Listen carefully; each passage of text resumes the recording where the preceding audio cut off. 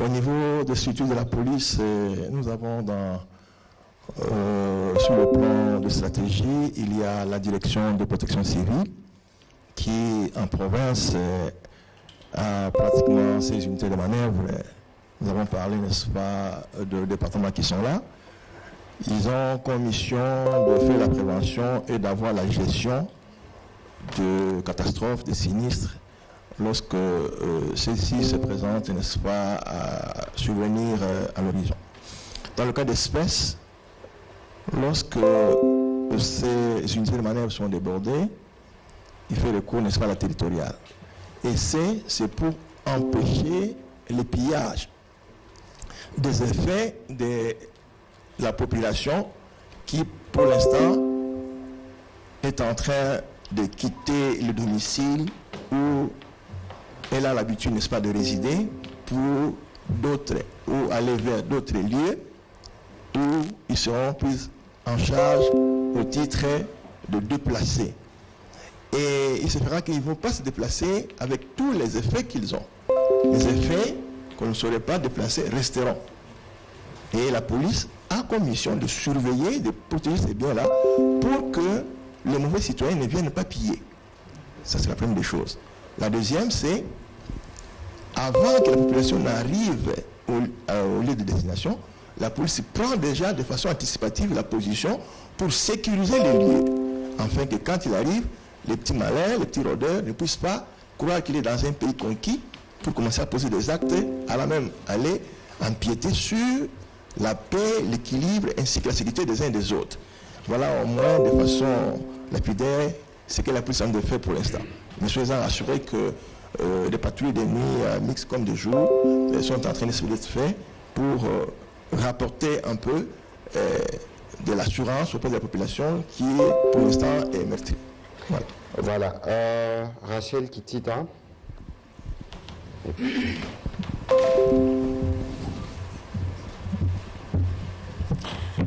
Merci beaucoup, Monsieur le Ministre, pour la parole. Aujourd'hui, c'est une solution à court terme qui va être trouvée, mais à long terme. Est-ce que vous avez envisagé au sein du gouvernement voir dans quel mécanisme évacuer définitivement dans les jours à venir les populations qui habitent le quartier avoisinant, disons les communes les plus exposées au volcan Nyiragongo, parce que ça risquera toujours et ça va toujours se répéter. Alors, la deuxième question, c'est de savoir, parmi les déplacés, il y a des enfants en âge de scolarité. Quels sont les mécanismes mis en place pour que ces enfants ne connaissent pas du retard? Et comme on apprend qu'il y a des écoles qui ont été calcinées, comment faire pour récupérer ces enfants et les inscrire dans d'autres écoles pour terminer l'année scolaire? Je pense qu'ils sont de la première année ou de la maternelle jusqu'en 6e année des humanités, éducation, mais également l'environnement autour du volcan Nyiragongo. Merci. Je voudrais rappeler que nous sommes dans une situation de prévention. Ça veut dire que si les données attendues des volcanologues disent que la situation peut revenir à la normale dans 1 ou 2 jours, le gouvernement prendra des mesures qui permettra le retour de ces enfants qui se sont déplacés avec leurs parents chez eux. Ici, quand il y a une catastrophe naturelle, tout s'arrête. Fort malheureusement, cela impacte autant la scolarité des enfants que les activités économiques. C'est très perturbant pour tout le monde. Mais vous avez vu que par ailleurs, depuis les débuts, depuis l'éruption, donc samedi dans la soirée, le gouverneur militaire a pris une mesure conservatoire de fermer toutes les écoles. Parce que justement, il y a ces tremblements de terre, il y a toute cette situation qui ne peut pas permettre aux enfants d'être scolarisés. Et donc ici, on va suivre l'évolution, nous souhaitons et nous pensons, j'allais dire, nous prions, que les choses peuvent aller mieux dans les jours à venir et que les enfants pourront peut-être avoir un retard d'1 ou 2 semaines, ce ne sera pas dramatique en fonction de l'évolution de la situation sur le terrain pour qu'ils reviennent. Et si la situation tend à se pérenniser, il y aura des solutions à travers le ministère de l'Éducation qui pourront être envisagées.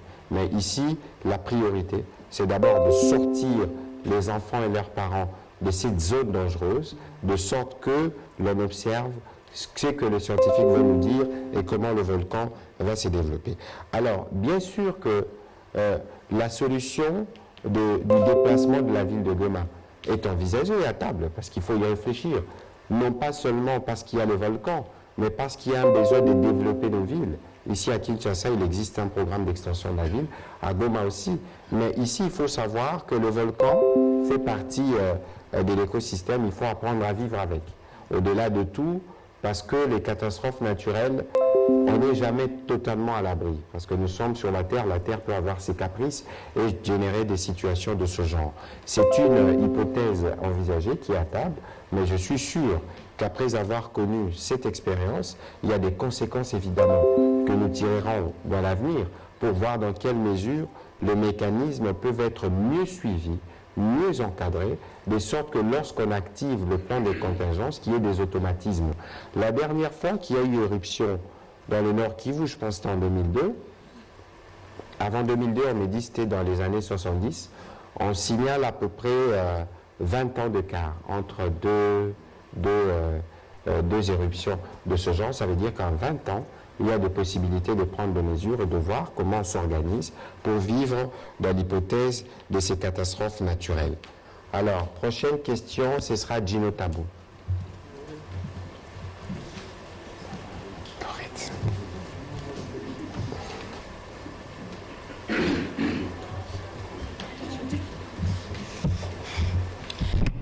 Merci beaucoup, Excellence.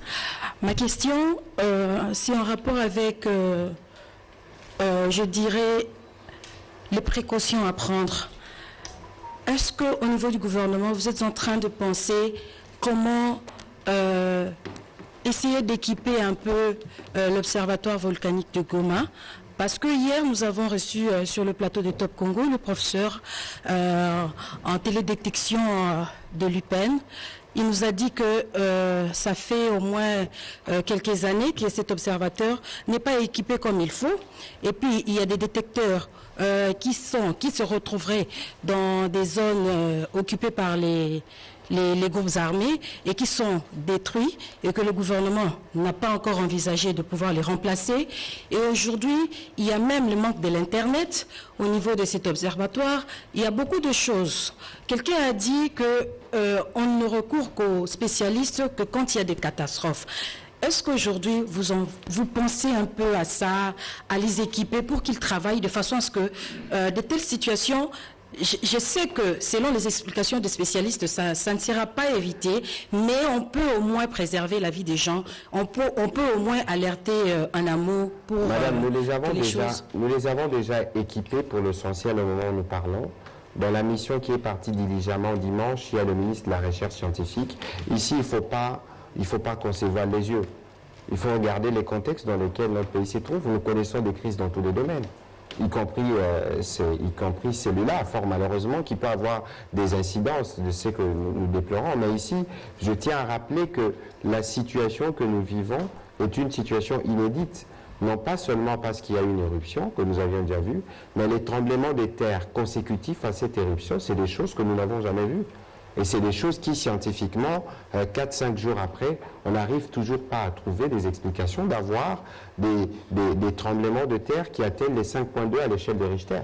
C'est un phénomène nouveau qui va bien sûr nous enseigner. Le gouvernement, en tout cas le gouvernement sous la direction du Premier ministre, on va tirer les conséquences pour être prévoyant. Même si vous êtes prévoyant, fort malheureusement, quand il y a une catastrophe naturelle, ça vous prend de court et vous débordez. Nous avons vu avec la crise du Covid comment même les pays qui sont censés être le mieux préparés sont ceux qui ont perdu les plus d'hommes. On n'est jamais totalement prêt, mais ici, je peux vous garantir que le gouvernement tirera les leçons qu'il faut. Parce que la question du volcan est une question à plusieurs égards transversales, parce qu'il touche à la fois à la scolarité, à la santé, à la diplomatie, à la sécurité.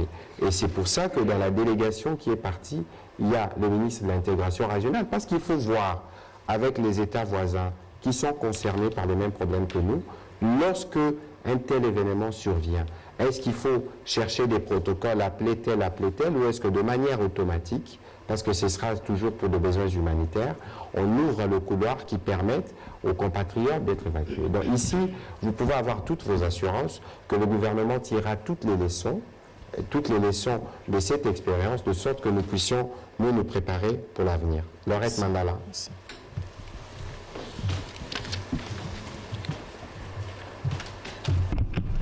Merci, Excellence, pour la parole. C'est juste deux petites préoccupations. C'est par rapport à vos propos. Vous avez dit tantôt que l'évacuation de la population est en cours. Mais moi, j'aimerais savoir quels sont les lieux sécurisés, ciblés par le gouvernement pour accueillir cette population. Le porte-parole vient de dire tantôt qu'il y a des sites d'accueil. Quels sont ces sites d'accueil apprêtés par le gouvernement pour accueillir cette population? Et une autre question, vous avez dit tantôt qu'on déplace la population de 10 quartiers. Et moi, j'aimerais savoir quelles sont les dispositions particulières prises par notre gouvernement pour les prisonniers, les personnes qui sont en prison en ce moment. Et les malades internés. On a des malades qui sont dans le coma, d'autres qui sont sous respirateur. Quelles sont les dispositions prises pour cette catégorie de personnes? Je crois qu'ici, il faut savoir qu'il y a un travail qui s'est fait en coordination. Le gouvernement est parti en appui au gouvernement provincial qui a des services qui fonctionnent. Le porte-parole de la police vous a dit tout à l'heure qu'il y a des services au niveau de l'armée, que ce soit au niveau de la police plutôt, qui interviennent pour de cas précis. Alors, vous dites des sites à prêter. Il faut savoir ici que nous sommes dans une situation de catastrophe. Et que la priorité du gouvernement, c'est de prévenir. C'est d'être sûr que les personnes ne décèdent pas. Et donc, lorsque nous prenons des mesures de cette extrême gravité, bien évidemment, nous prenons des précautions. Les personnes qui quittent leur résidence à Goma n'iront pas à ça qui est trouver les conforts qu'ils avaient chez eux. Parce qu'ils vont aller dans des habitations circonstancielles. Parce que soit vous avez un cousin, c'est pour ça que nous insistons sur la nécessité d'une mobilisation, en tout cas particulièrement pour les compatriotes qui sont là-bas.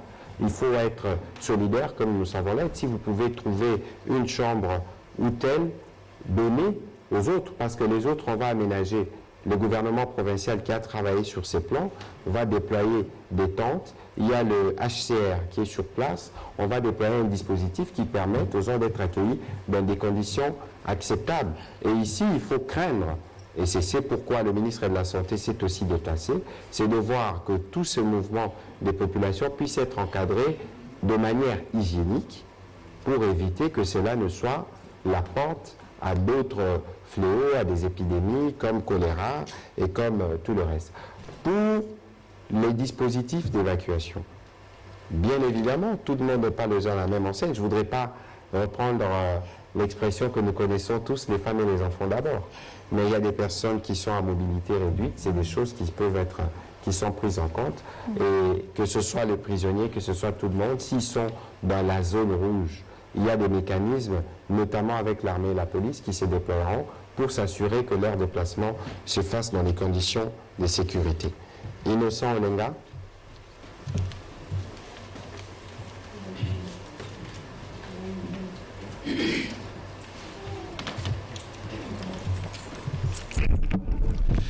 Merci beaucoup, Monsieur le ministre, pour la parole. J'ai juste une préoccupation. Le Nord Kivu est déjà dans l'état d'urgence à cause de l'insécurité. État de siège. État de siège plutôt. Il y a une catastrophe naturelle qui s'est invitée. Mais au regard des besoins énormes, nous nous trouvons dans une situation de sinistre. Qu'attend le gouvernement pour décréter Goma officiellement une zone sinistrée? Est-ce qu'il n'est pas encore temps pour cela? Merci. Bon, après, quand vous dites zone sinistrée, je ne sais pas à quoi vous faites allusion, mais je veux vous donner une réponse. Peut-être que le général Kassonga pourra me compléter. L'état de siège est déjà une mesure grave. Parce que lorsqu'on fait l'état de siège, on veut renforcer l'autorité de l'État parce qu'une partie du territoire est menacée. C'est cela l'état de siège. Et l'état de siège, c'est un État qui met les militaires et les policiers au devant de la scène. Nous tous, nous connaissons que c'est la discipline qui est la mère des armées. Donc, lorsque déjà une province se retrouve entre les mains des militaires, ça veut dire que c'est une province qui est déjà dans l'urgence, qui est dans une zone rouge. Ici, je comprends plus ou moins le sens de votre question lorsque vous dites, bon, zone sinistrée, ça veut dire qu'il faut faire un gros appel à l'aide et tout le reste. Le gouvernement veut ici démontrer que nous prenons la mesure de l'ampleur, nous-mêmes avec les moyens du bord. Nous avons une communauté des bailleurs ou des humanitaires qui travaillent ici avec nous, on les a mobilisés, et le moment venu, nous ferons des évaluations. C'est pour ça qu'il y a une mission gouvernementale sur place. Parce qu'avant de faire appel à l'aide internationale, et si vous voulez déclarer Goma sinistré, nous devons être en mesure d'en évaluer toute l'ampleur. Ici, nous sommes, j'insiste sur le mot, nous sommes dans une démarche de prévention. Peut-être que les données scientifiques de demain ou d'après-demain seront positives et qui nous permettront, dans un meilleur délai, d'organiser les retours de ceux qui se sont déplacés. Donc, l'urgence ne sera pas la même s'il y a survenance d'une situation catastrophique telle qu'on a présentée tout à l'heure, que si il faut ramener ceux qui étaient partis pour revenir à leurs lieux habituels. Général Kassonga. Excellence, les éléments que votre autorité a donnés suffisent amplement à éclairer la lanterne de notre confrère. Ce que l'on peut dire, c'est que la solidarité, le civisme, le communautarisme qui caractérise cette nation, c'est le moment que ça soit effectivement au service de nos compatriotes qui sont là-bas, qui en ont besoin. Voilà. Anastasie Toudiéché, et puis ce sera Blaise Bokokia. Et puis on prendra 2 dernières pour terminer. Merci, Monsieur le Ministre. Vous nous avez fait un état des lieux assez concis, précis de l'avancée de l'organisation du gouvernement. La seule chose que je n'ai pas entendue, ce sont des chiffres. Est-ce qu'on sait, parce que la première éruption a eu lieu samedi, nous sommes aujourd'hui jeudi, est-ce que vous avez eu le temps, est-ce que vous avez pu chiffrer les dégâts, chiffrer les besoins de manière à pouvoir répartir... Je vais vous donner, parce que vous parlez de chiffres, je vais vous donner un chiffre.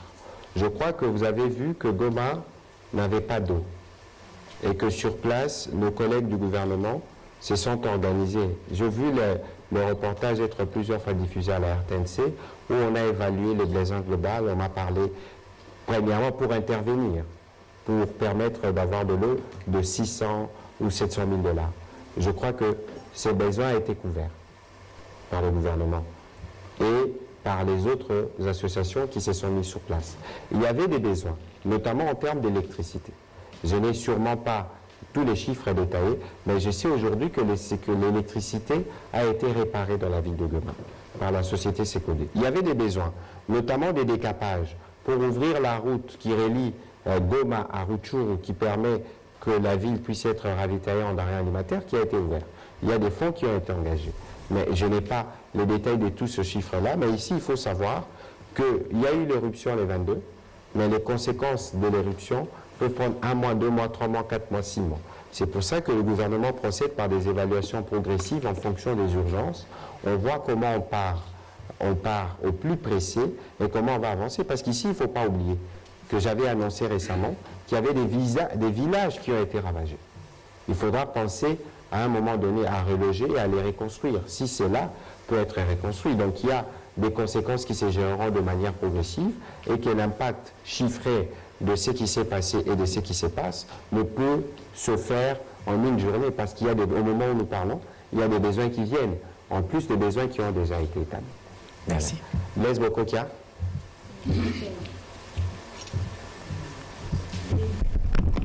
Merci beaucoup pour la question, Excellence. Les réalités qui prévalent sur le terrain nous font dire que dans la ville de Goma, il y a ce qu'on appelle le banditisme urbain. On tue les gens en pleine ville de Goma. Et nous avions vécu, parce que je venais à peine de séjourner dans cette partie du territoire national. Qu'est-ce qui vous fait dire que ces bandits urbains qui opèrent à Goma ne font pas partie de ce flux migratoire qui se dirige soit vers Saké, soit vers Rutshuru? Mais vous savez, les bandits aussi ont besoin de sauver leur vie. Mais c'est pour ça qu'ici, il y a une expression que j'ai apprise ce matin, jalonner.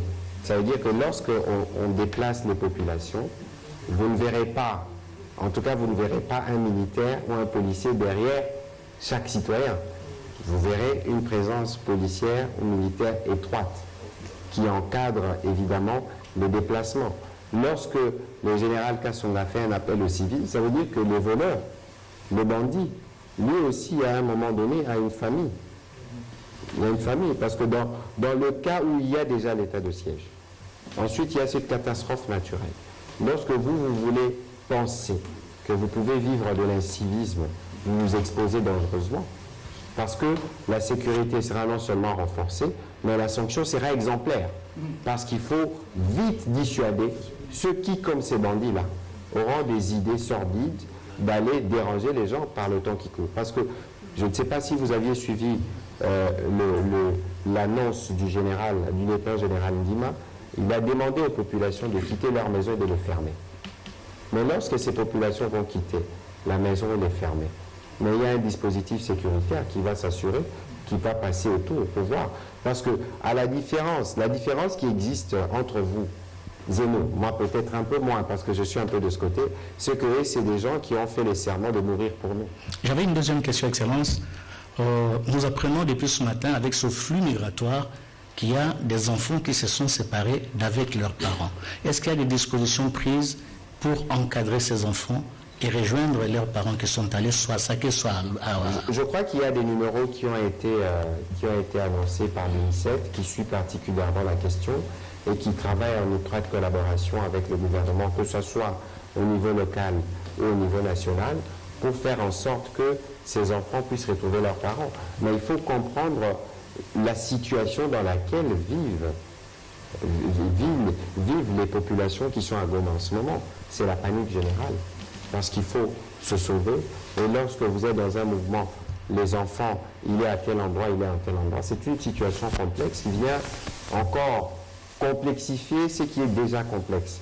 Mais je crois qu'il y a une stratégie qui est mise en place avec des partenaires spécialistes et que lorsque les populations seront canalisées à des endroits bien précis où ils seront relogés, on pourra progressivement voir à travers le numéro de téléphone comment commencer à réunir certaines familles. Fort malheureusement, certaines familles vont rester dans ces conditions. Alors, Jean-Ri Koumandé, et puis on va prendre une dernière question par ici et on va terminer. Merci. Okay. Merci, Excellence. Moi, c'est par rapport aux structures d'accueil. Vous avez dit que la population est en train de se diriger vers ça, qu'il y a un autre mouvement vers Rutshuru, mais concrètement, en ce moment, est-ce qu'il y a déjà des tentes installées où les gens vont d'abord arriver, passer la nuit à la Belle Étoile et puis les tentes viendront après? Lorsque le lieutenant général Constant Ndima a fait l'annonce, il était 1h ou 2h du matin. Vous savez, les militaires, ils ne fonctionnent pas comme nous. Parce qu'il était question d'orienter les populations vers Saké, le commissaire supérieur l'a dit tout à l'heure, il y a un travail de préparation, tout au moins au plan sécuritaire, tout au moins au plan identification de sites. Nous sommes dans une situation d'urgence. Je vous ai dit tout à l'heure que ceux qui vont à Saké ne retrouveront pas les conforts qu'ils avaient chez eux. Parce qu'ils vont dans une zone qui n'était pas spécialement aménagée pour le recevoir. Ça veut dire qu'on prend des mesures palliatives pour leur assurer un minimum de confort à leur arrivée. Pour le temps, de toute façon, ils sont appelés à rester là-bas de manière provisoire parce que la situation, nous l'espérons, ne continuera pas à s'aggraver. Mais ici, il faut comprendre que l'impératif qui a guidé cette position du gouvernement, c'est la prévention. On n'a pas voulu dire aux populations, écoutez, vous pouvez rester malgré les tremblements de terre, malgré ceci, parce que ce sont des risques qui peuvent ne pas arriver. Mais un gouvernement responsable n'est pas celui-là. Il vaut mieux faire un déplacement de population. Si rien ne s'est produit, tant mieux. Mais si quelque chose s'est produit, au moins nous aurons mis les populations à l'abri. Vous, Tchaba, et on va... Merci, Excellence. Merci. Excellence, si c'était notre ministre membre du gouvernement, je ne serais pas venu sur ce point de presse. Mais lorsque j'ai entendu que c'est vous, j'ai suivi parce que c'est vous qui êtes le responsable du secteur. Tout à l'heure, vous avez fait appel à une solidarité nationale pour ce qui arrive à nos frères de Goma. Mais seulement voilà, ce matin, j'ai regardé une chaîne de télévision locale qui a reçu certaines personnes comme invitées et qui ont joué un rôle de démobiliser effectivement vos efforts. Je souhaite que, en tant que responsable du secteur, que vous puissiez expliquer à nos frères et distingués confrères que ce qui est arrivé à Goma est une catastrophe naturelle. Le gouvernement n'est ni père ni mère de cette catastrophe, et ce n'est pas non plus la création du président de la République qui a interrompu son séjour en Europe pour revenir au pays. Cela prouvait certainement, votre présence ici, que le gouvernement aime le peuple, aime la vie de ceux qui sont à Goma, et la raison pour laquelle une forte délégation de membres du gouvernement, vous venez de le dire, se trouve de ce côté-là pour assister ce peuple-là. Merci, Excellence. À la dernière conférence de presse ici, au point de presse dimanche, j'avais demandé justement aux confrères d'être particulièrement mobilisés. Pourquoi? Parce que c'est une situation de catastrophe. La catastrophe est arrivée, vous savez, on ne peut rien changer du passé.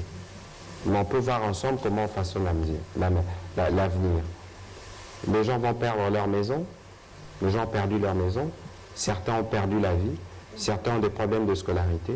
Je ne pense pas que ce soit le moment de venir brandir nos clivages politiciens ou nos positions tranchées. Parce que c'est une catastrophe naturelle. Si nous étions en mesure d'y répondre, anticipativement, nous l'aurions fait.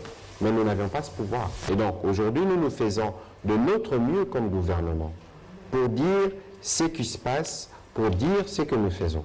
Je ne me gênerai pas de vous dire qu'ici, nous sommes limités ou qu'ici, nous avons une telle difficulté. C'est pourquoi nous insistons sur la nécessité de nous mobiliser.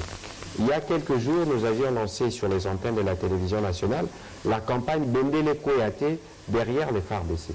Je crois que c'est aussi de cette manière, pour ce qui arrive à nos amis de Goma, Bendele Koyate Pepona Bango.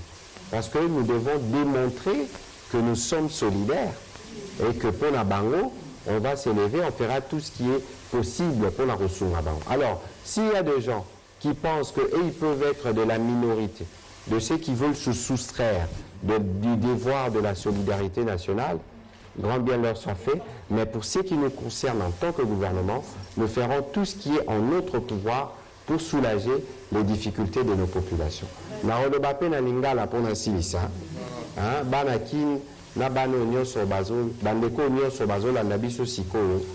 faut que décision au gouvernement central, le gouvernement provincial, pour évacuer, pour déplacer la population de quelques quartiers à Ville à Goma, et ça pour battre là, vie na bango.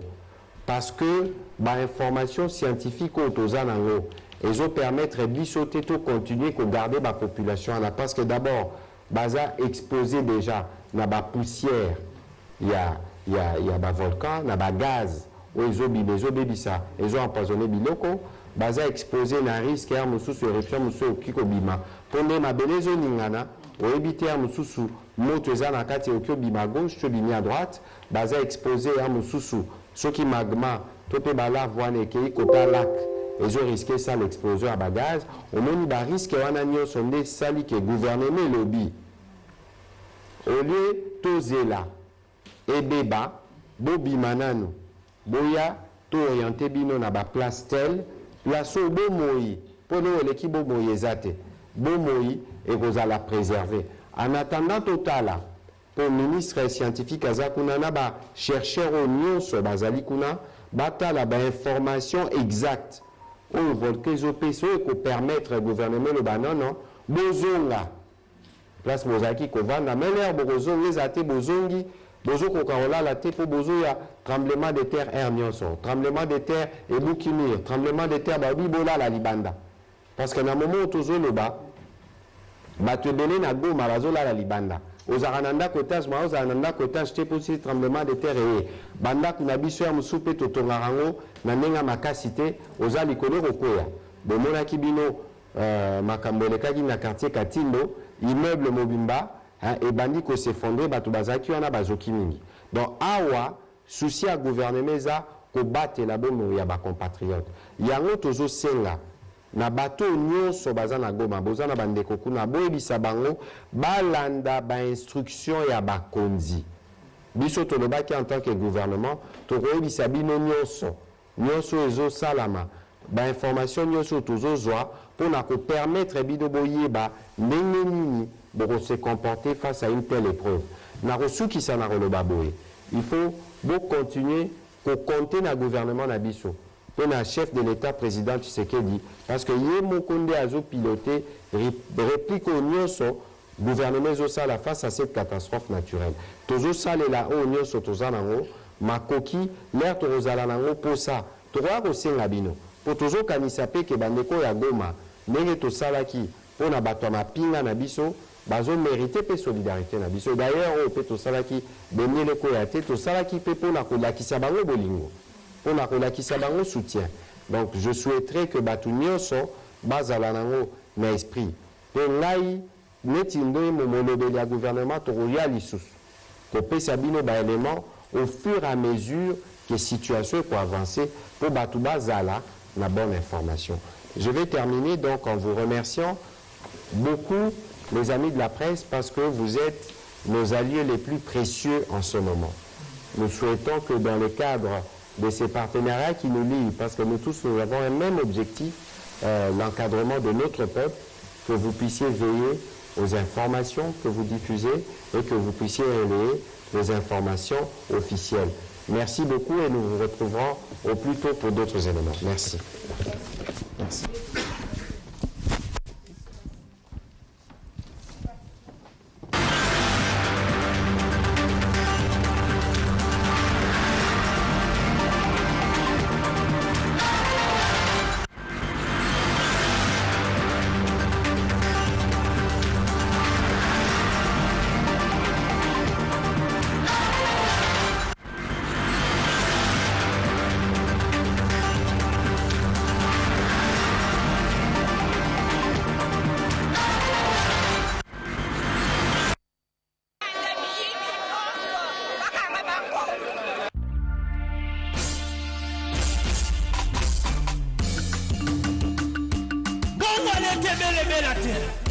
Balia Kangote eza détournement.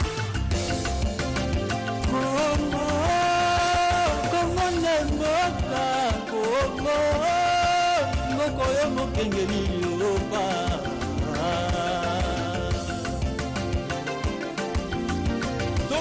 Tokele mabanso na likambo etali ngoba.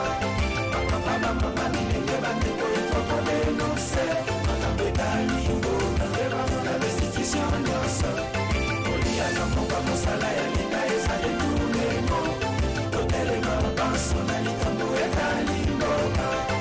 Papa mama nilenge bandeko ifoko denonse. Makambo etali ngoba. La restitution nyonso. Olia na monga mosala ya leta eza détournement. Bapesa mongo trésor public kosalela ngo mosala. Nalikanisa kotunga mboka yo bongolela yo makanisi okonisango ya yo keba eza détournement. Naningala tokobengo